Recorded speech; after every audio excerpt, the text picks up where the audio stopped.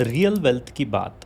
दोस्तों, क्या आपको पता है कि majority of the Indians retirement के लिए प्रिपेयर्ड ही नहीं होते हैं एंड मोस्टली एवरेज इंडियंस की नेटवर्थ उनकी एनुअल इनकम के सिर्फ 4 से 5 गुना होती है, जबकि फाइनेंशियल फ्रीडम के लिए ये अराउंड 20 से 25 गुना होनी चाहिए। दोस्तों, वेल्थ क्रिएशन एक साइंस है, लेकिन हमारे एजुकेशन सिस्टम में इसे कभी सिखाया ही नहीं गया और इसीलिए आज की तारीख में बहुत से लोग पैसे तो कमा रहे हैं, लेकिन वेल्दी कंपेरेटिवली कम ही लोग बन पा रहे हैं। तो दोस्तों, मैं हूँ सी दीपक राउत और आज मैं आपको बताऊंगा कि असली वेल्थ क्या होती है और कैसे आप फाइनेंशियली स्टेबल होकर फ्रीडम अचीव कर सकते हैं। अगर आप अपने फाइनेंशियल फ्यूचर के बारे में सीरियस है तो इस वीडियो को एंड तक जरूर देखिए। ट्रस्ट मी दोस्तों, ये 15 मिनट आपकी पैसे की टुवर्ड्स सोच कंप्लीटली बदल सकते हैं। Rich versus wealthy.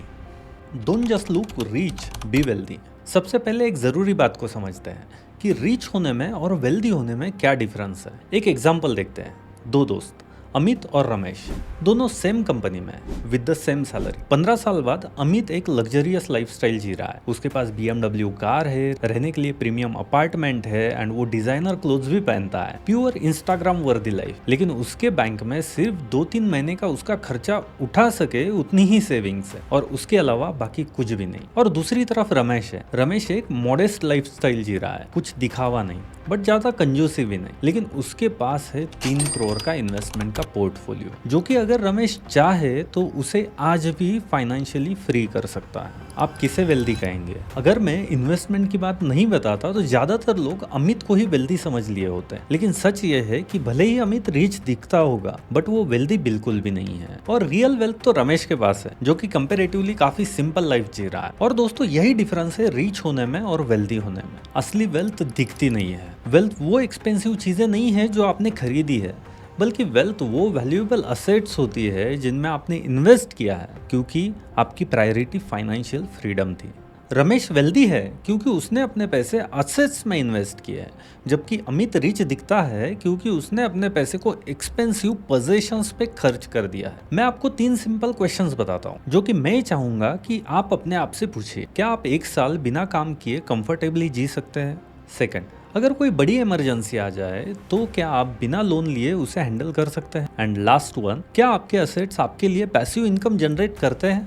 अगर इनमें से कोई भी क्वेश्चन का आंसर अगर नो है तो फिर आप चाहे जितने भी ब्रांडेड कपड़े पहन लो, जितनी भी बड़ी गाड़ी ले लो, असली वेल्थ आपके पास है ही नहीं। और ये रियलिटी है, इसे एक्सेप्ट करके अपने वेल्थ क्रिएशन की जर्नी पे अपने को निकल पड़ना है। दोस्तों, क्या आप जानते हैं कि वेल्थ का एक्चुअल पर्पस क्या है? Freedom. Freedom to choose your work, freedom to spend time with the family and freedom to pursue your passion. बाकी सब fancy cars, branded clothes, luxury vacations ये टेम्पररी हैप्पीनेस देते हैं। बट हमारा problem ये है कि हम स्टेटस के पीछे भागते हैं।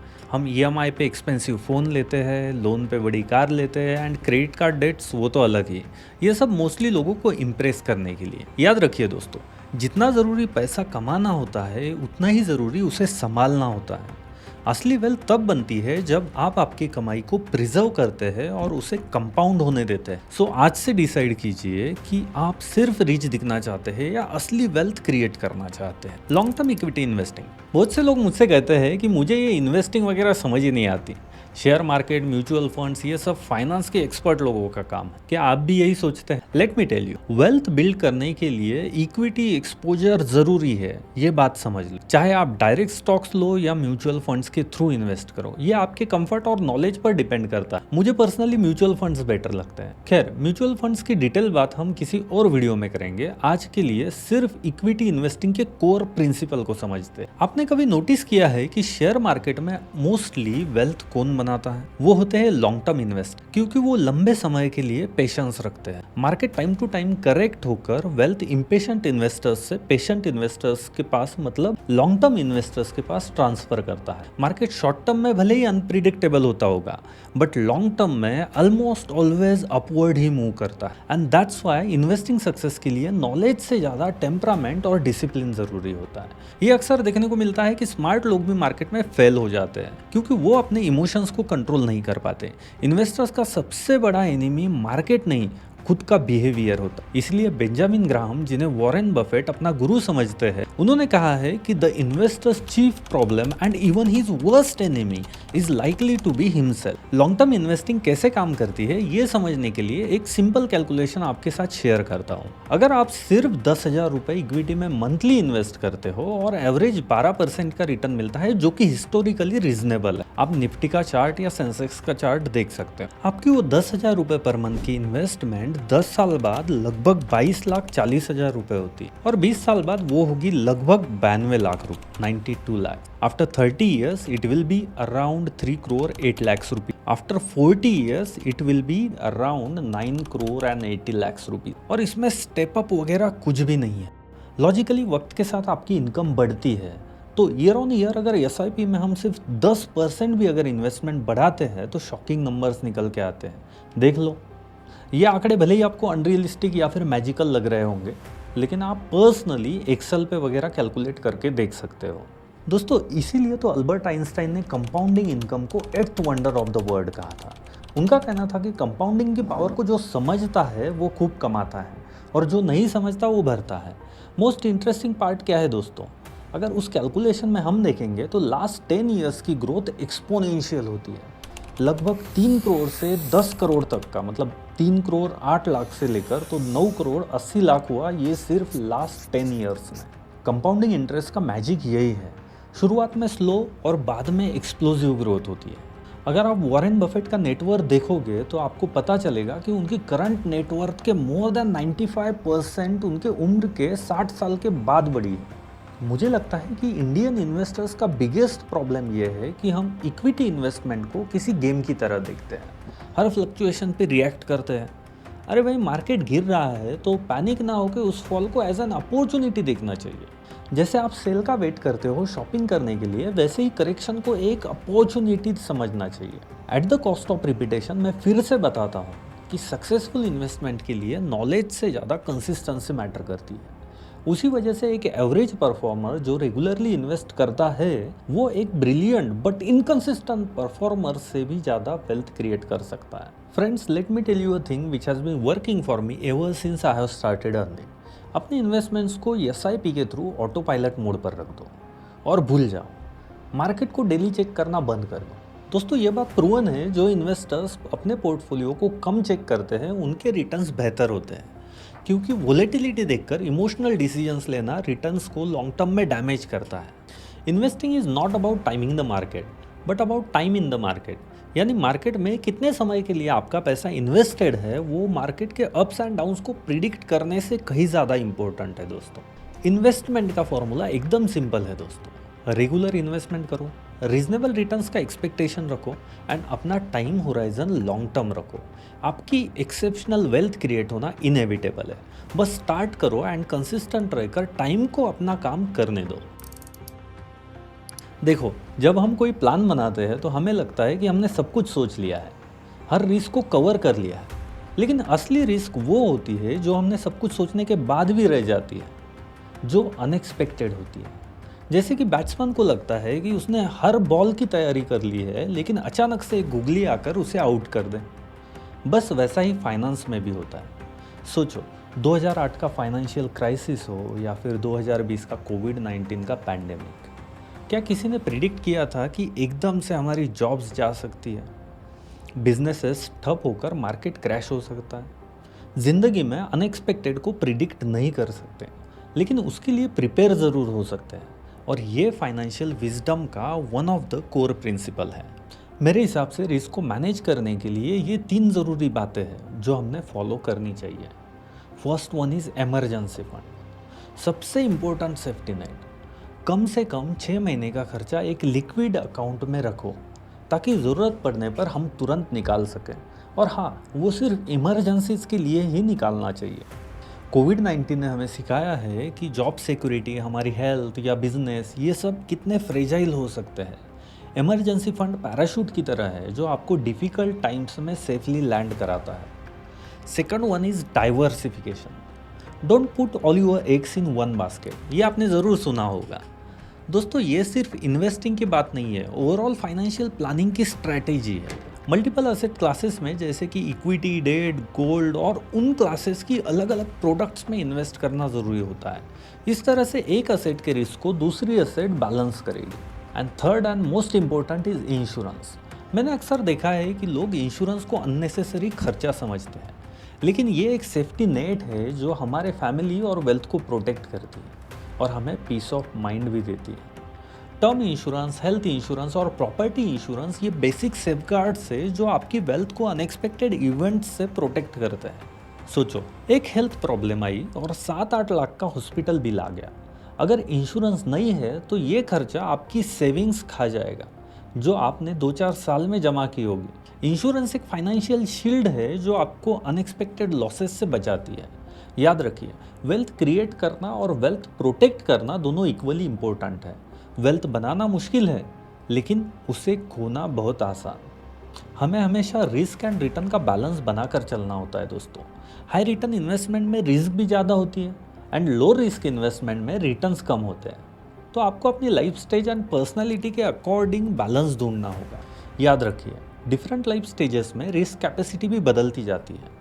यंग एज में 80% इक्विटी में इन्वेस्ट करना make sense, but retirement age person का इक्विटी अलोकेशन 30% के आसपास ही होना चाहिए। रिस्क लेना ज़रूरी है, बट कैलकुलेटेड रिस्क लेनी चाहिए। बिना रिस्क के रिवॉर्ड नहीं मिलता, ये सही है, बट अननेसेसरी रिस्क वेल्थ को डिस्ट्रॉय कर सकती है। आपकी कैपेसिटी है रिस्क लेने की, इसका मतलब ये नहीं कि उतनी रिस्क लेनी ही चाहिए। मनी वर्सेस हैप्पीनेस, क्या पैसा खुशी देता है दोस्तों? आपके लिए एक फिलोसॉफिकल क्वेश्चन है दोस्तों, क्या पैसे से खुशियाँ मिल सकती है? हाँ, बिल्कुल मिल सकती है, बट एक हद तक।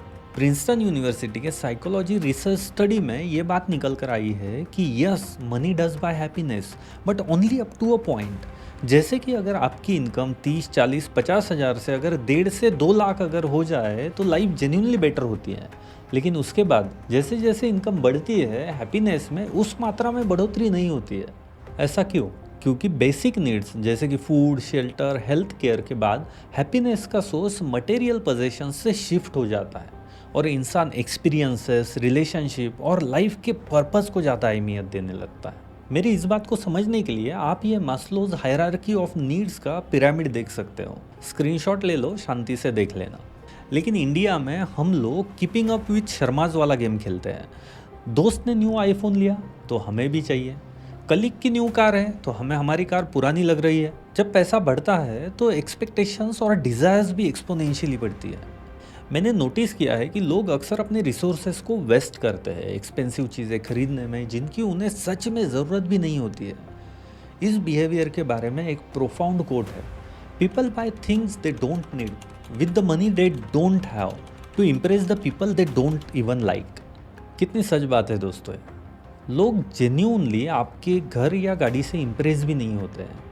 सबकी अपनी अपनी लाइफ में कुछ ना कुछ भागदौड़ चालू रहती है और उनकी इस कश्मकश में कहाँ लोगों के पास वक्त है कि आपके बारे में सोचें। लेकिन हम लोग सोसाइटल प्रेशर में ईएमआई पे ईएमआई लेते जाते हैं और फिर स्ट्रेस में पेचेक टू पेचेक जीते हैं। हैप्पीनेस का सीक्रेट फॉर्मूला मुझे लगता है एक वर्ड में समराइज हो सकता है, वो वर्ड है इनफ। आपके लिए इनफ क्या है? क्या आप क्लियरली डिफाइन कर सकते हैं? Most people can't even decide that. एक स्टडी में ये प्रूव हो चुका है, जब लोग अपनी एक्सपेंसिव पोजेशंस मतलब महंगी चीज़ें खरीदते हैं तो उनकी हैप्पीनेस टेम्परली इंक्रीज होती है, लेकिन कुछ ही घंटों में या दिनों में हैप्पीनेस फिर से नॉर्मल लेवल पर आ जाती है। उन चीज़ों का नयापन खो जाता है और शायद ही वो चीज़ें कभी उतनी मात्रा में या उस हिसाब से यूज़ होती है जो सोचकर या समझकर उन लोगों ने खरीदी थी। बट ऑन द कॉन्ट्ररी, जब लोग अपना फ्रीडम बढ़ाते हैं तो उनकी हैप्पीनेस लॉन्ग टर्म के लिए इंक्रीज होती है। और फ्रीडम किस चीज़ से आती है दोस्तों? सिक्योरिटी एंड ऑप्शंस से। फाइनेंशियल इंडिपेंडेंस आपको फ्रीडम देता है, freedom to choose your work, freedom to spend time with family and freedom to pursue your passion and handle emergencies without stress. Money और हैप्पीनेस का रिलेशनशिप सिंपल है दोस्तों। Money is tool, not the destination. पैसा आपकी life की quality को improve कर सकता है, लेकिन पर्पज़ नहीं दे सकता। पर्पज़ आपको खुद ढूंढना होता है।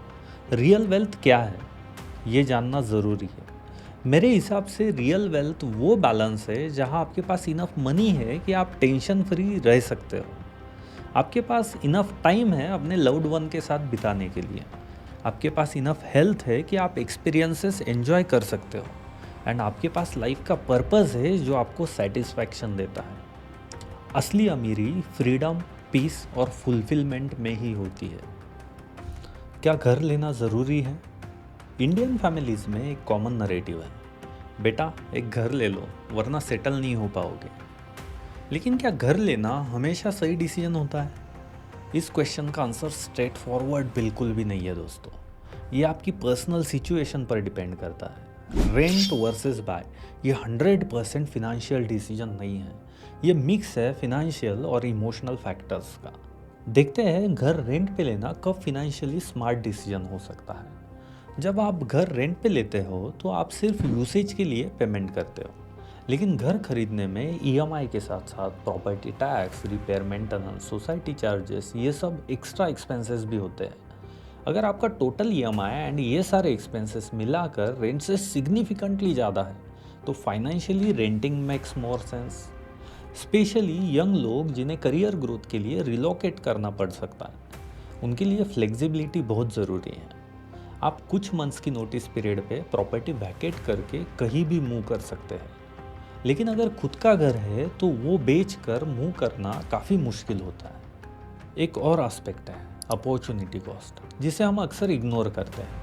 मान लीजिए आपके पास 30 लाख का अमाउंट है, आप उसे घर के डाउन पेमेंट के लिए यूज़ कर सकते हैं या फिर आप उसे इक्विटी में इन्वेस्ट भी कर सकते हैं। अब इस बात पे विवाद हो सकता है, बट थोड़ा रुको, बात समझने की कोशिश करते हैं। हमारी टेंडेंसी होती है कि रियल इस्टेट रिटर्न्स को पॉइंट टू पॉइंट कैलकुलेट करनी। जैसे कि मैंने 25 साल पहले 35 लाख में प्रॉपर्टी ली, आज वो 2 करोड़ की है, कितना बढ़िया रिटर्न। लेकिन CAGR that is compound annual growth rate basis पर देखा जाए तो equity investment typically long term में रियल इस्टेट रिटर्न्स को इंक्लूडिंग रेंटल यील्ड भी अगर पकड़ते हैं तो आउट परफॉर्म करती है, स्पेशली जब हम मेंटेनेंस कॉस्ट, टैक्सेस और रिनोवेशन एक्सपेंसेस को फैक्टर इन कर लेते। इस बात को हम किसी और दिन विस्तार से डिस्कस करेंगे, लेकिन पॉइंट ये है कि अगर आप एग्रेसिवली वेल्थ बिल्ड करना चाहते तो रेंट करके बाकी का पैसा इक्विटी इन्वेस्टमेंट में डालना might be the better financial strategy.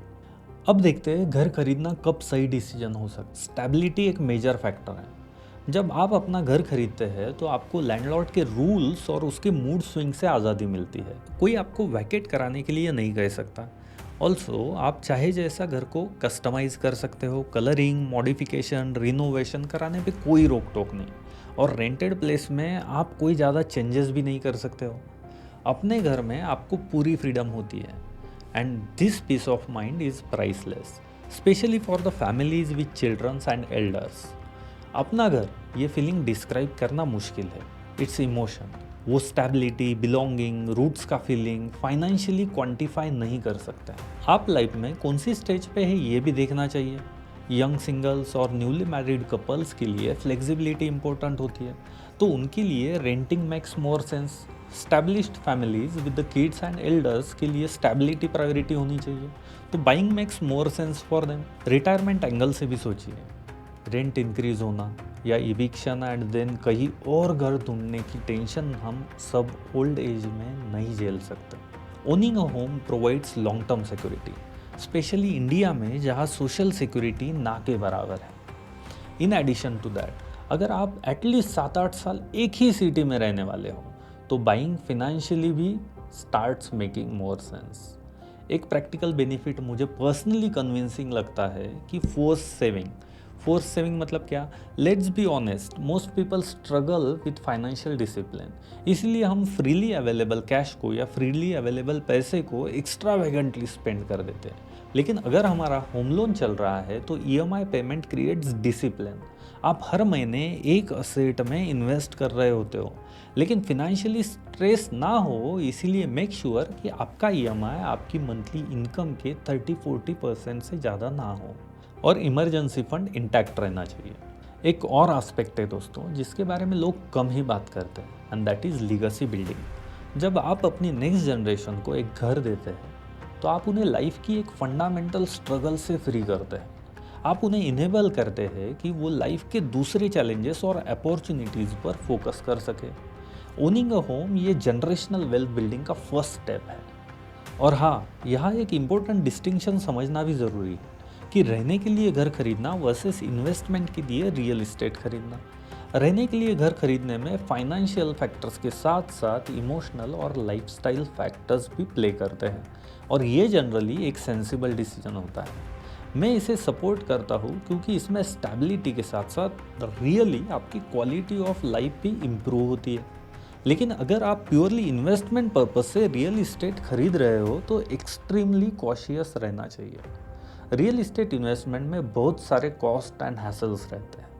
Purchasing के वक्त stamp duty, registration fees, brokerage and afterwards repairs, maintenance, tenant issues, encroachment and litigation race, और सेलिंग में भी लिक्विडिटी का प्रॉब्लम है और टैक्सेस भी। इन सब बातों को कंसिडर किया जाए तो रिटर्न सिग्निफिकेंटली रिड्यूस हो सकता है। याद रखिए, रियल इस्टेट एप्रिसिएशन भी गारंटीड नहीं है। मार्केट रियलिटी ऐसी है कि बहुत से एरियाज में प्राइसेस स्टैग्नेंट या डिक्लाइन भी हो सकते हैं। इसलिए प्रॉपर्टी परचेसिंग के पहले थोरो रिसर्च मस्ट है। तो बॉटम लाइन ये है कि होम बाइंग को सिर्फ इन्वेस्टमेंट या फिनेंशियल डिसीजन मत समझिए, उसको लाइफस्टाइल डिसीजन के रूप में इवेलुएट कीजिए। ये डिसीजन फाइनेंशियल कैलकुलेटर्स से बियॉन्ड होता है। ये आपके वैल्यूज़, प्रायोरिटीज़ और लॉन्ग टर्म विजन पर डिपेंड करता है। True wealth. तो दोस्तों, आज हमने देखा कि बस रिच होना दिखावा हो सकता है, जबकि वेल्दी होना फ्रीडम है।